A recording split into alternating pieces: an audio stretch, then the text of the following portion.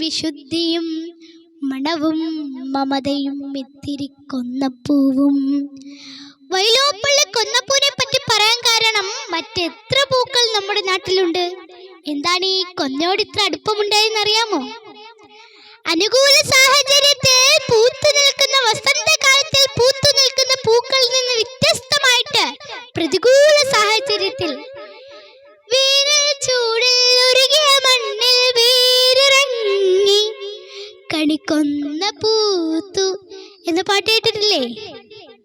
മഴയില്ലാത്ത കാലത്ത് വരണ്ടുണങ്ങിയ മണ്ണിലൂടെ വേരുകൾ ഒടിച്ചിട്ട് എവിടെയെങ്കിലും ഈർപ്പത്തിന്റെ ആർദ്രതയുടെ മുത്തുമണികളുണ്ടോ എന്ന് അന്വേഷിച്ചു പിടിച്ചിട്ട് അതിനെ വലിച്ചെടുത്തിട്ട് സൗന്ദര്യം ചാലിച്ചു ചേർത്ത് വിരിയിക്കുന്ന അതിസുന്ദരമായിരിക്കുന്ന പൂക്കളാണ് കൊന്നപ്പൂക്കൾ. നമ്മുടെ ജീവിതം പ്രതികൂല സാഹചര്യത്തിൽ പുഞ്ചിരിക്കാൻ പറ്റുന്ന വിധത്തിൽ പരുവപ്പെടുത്തിയെടുക്കാൻ നമ്മൾക്ക് കഴിയണം.